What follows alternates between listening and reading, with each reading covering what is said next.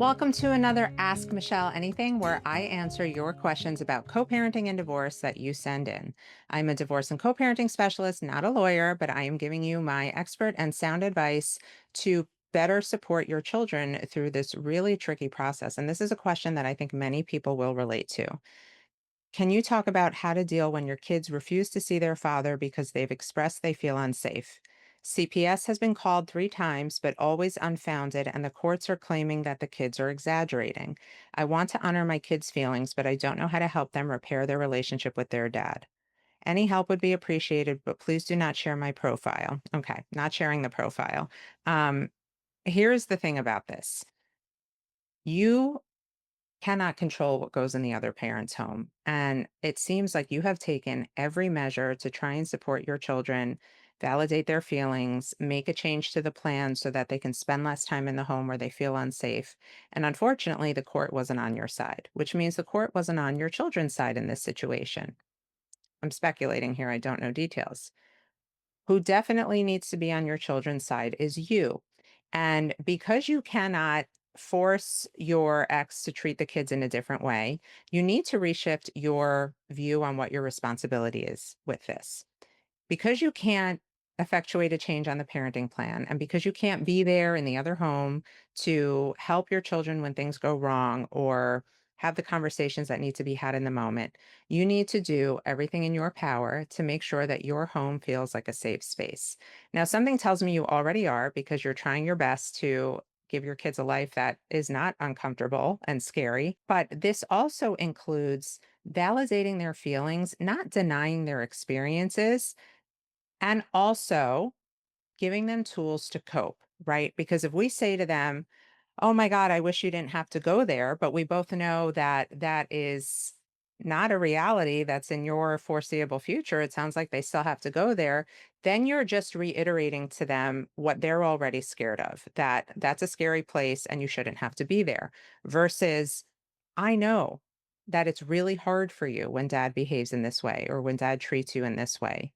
What are some things you feel when this happens? What are some ways that you think you can help the situation or make yourself feel better? You want to honor the experience for them and also give them tools to cope.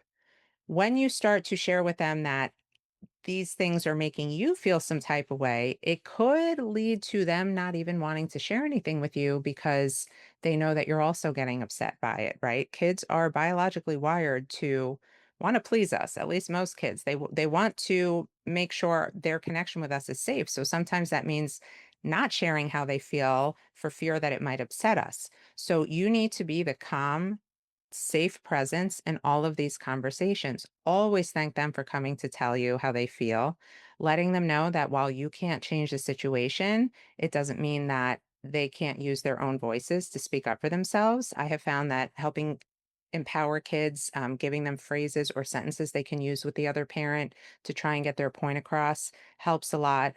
But ultimately, you have to know that at the end of the day or at the end of their childhoods, when they do really have a choice to decide who they want to spend time with or who they want to continue a relationship with into their adulthood, it likely won't be that person. It'll be you. And, not to say we want this to happen, but thankfully they have the one safe, stable caregiver that they can lean on that we know research says is what a child needs in order to thrive. So, as upsetting as this whole situation is for you, you don't want to come across as helpless and exasperated because of it. You want to keep remaining that strong, steady port in the storm. I've got you. I'm going to make you feel better or teach you ways that you can cope. I'm always going to be a listening ear and helping them understand nuances about people and behavior and relationships that, yes, somebody can say they love you and also do something to upset you.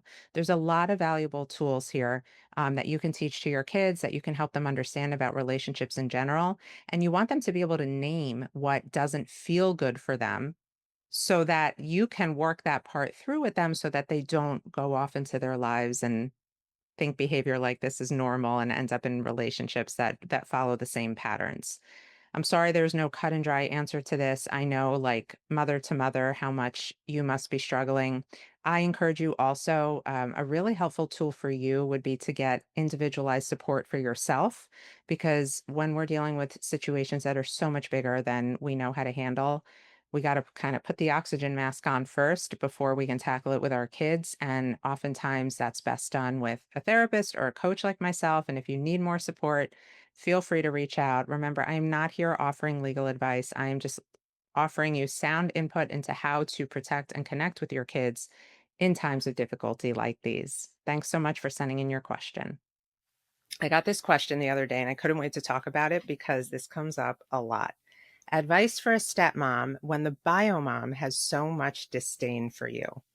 Oof, this is so layered. And let's just start with, you're the new person in this man's life, right? And whether or not the bio mom wanted the split, this feels icky. It's like a territorial thing. If she didn't want the split, then man, this is going to hit her even harder. So, two things have now happened. Her husband left her and he chose you. So, right away, you're going to be the villain. And it's not about you, it's about the situation as a whole. The other part of this is she's likely having a hard time that she can't be with her kids 100% of the time anymore. And that half that she's not with them now goes to you. And there's nothing scarier for a mom than feeling like, oh my God, what if my kids like this woman more? What if they think she's cooler, prettier, funner, whatever it is? That's an ego thing, and that's really hard to get past in the very beginning. Now, the other issue is that your current partner has likely told you all of the BS and negativity that went on between him and his ex. So now she's also on the defense. She's worried about what this person knows about you, what they don't know, what they haven't heard, what they hear. So there's all sorts of feelings at play, right? Which makes her feel like you're the enemy, best to keep you at arm's length. Now, what I don't want you to do is make this a persistent issue with your partner, because second marriages end at a much higher rate than first, most often because of these blended family and step parenting issues. All this drama ensues because of the exes, and then the kids get involved, and then the kids and the step parents are fighting. We don't want this for you. And there is a way to avoid it. Doesn't necessarily mean you'll end up besties with the bio mom, but at least you'll be protecting your relationship and your time with this person's kids, which is super important because these kids didn't ask to be in this situation. First things first, I would set your partner straight. I would say, hey, you know, I get it. She doesn't like me. I'm willing to take the high road. I'm willing to do what I need to do to let these kids know that I respect them. I respect their relationship with their mom. And let's just not make it an issue. I don't need you to go run to her over every little thing, because then she's not going to like me at all. Right. And we don't want that. What we want is to develop a slow burn of trust that can eventually lead to a relationship. And how do you do this? Not by texting her and saying, I can't believe you don't trust me. I love your kids and I'm trying to help you as much as I can. You do this by showing them.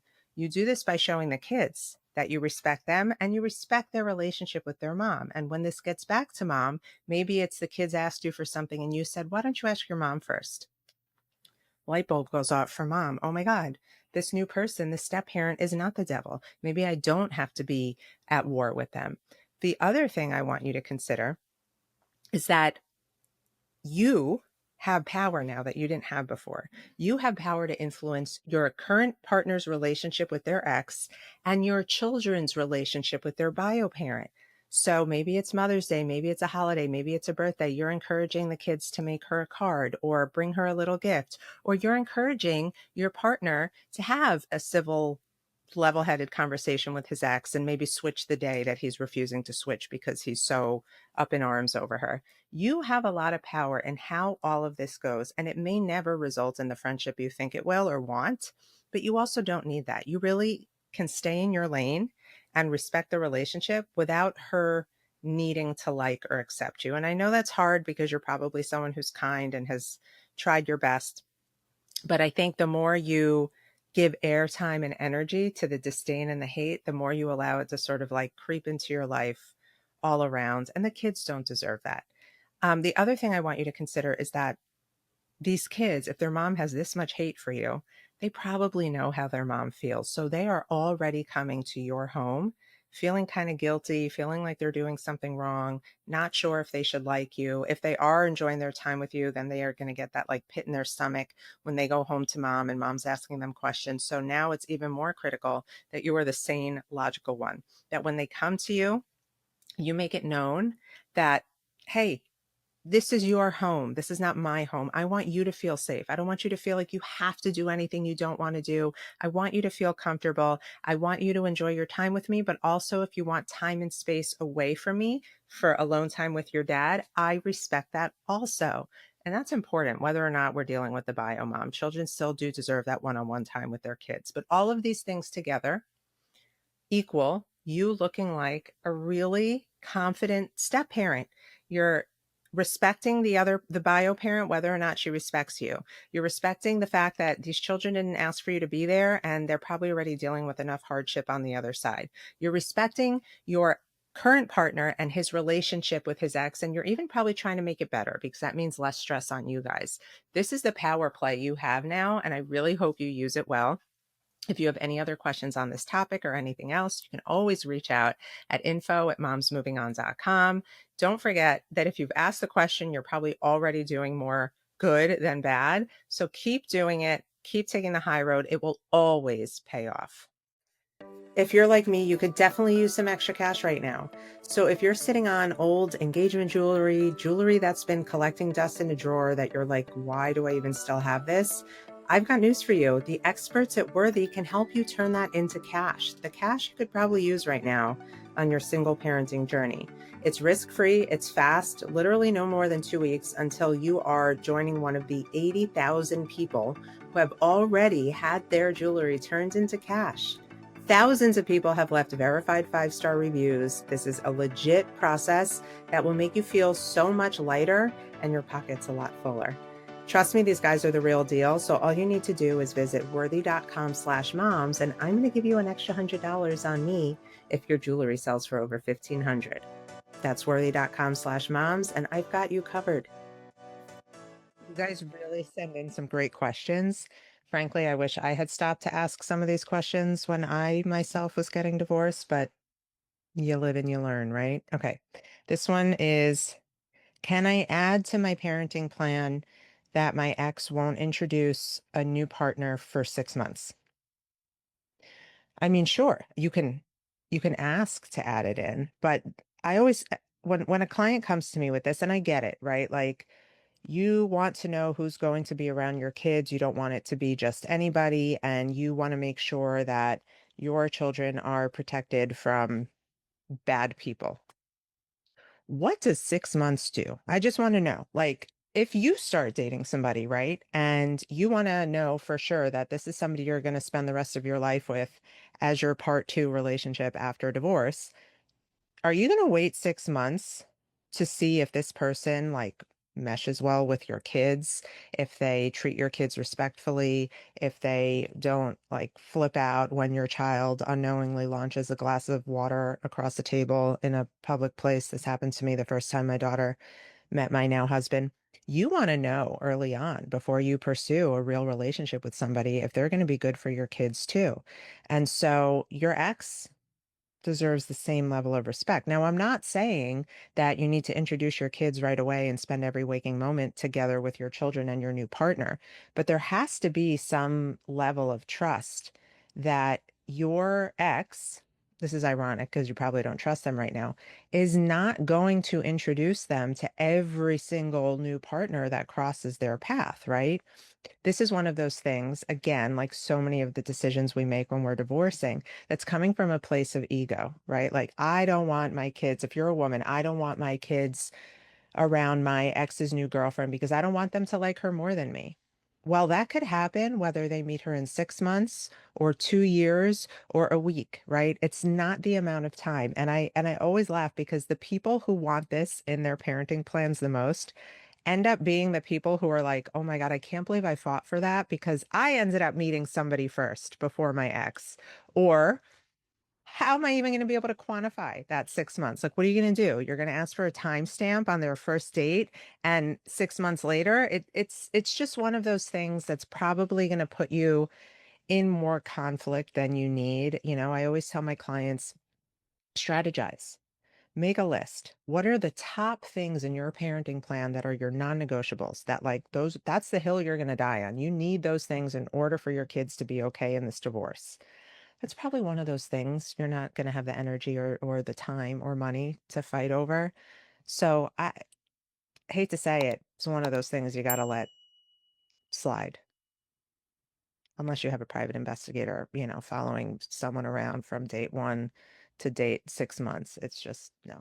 I just want to let you know that none of what I share should be taken in place of legal advice. If you have a real legal issue that requires attention, make sure you call your lawyer and know that this information is designed to educate, not be the end all be all to your problems. If you're getting divorced, thinking about getting divorced, or just trying to figure out how in the world to co parent with someone who makes your life miserable, you've come to the right place. I'm Michelle Dempsey-Multack, and I have years of experience working with divorcing and co-parenting clients as a certified divorce and co-parenting specialist, educator, best-selling author, podcaster, all of those things. And I have worked with hundreds of people who are just trying to figure out a way to give their children a life that they won't have to recover from now that there was a divorce.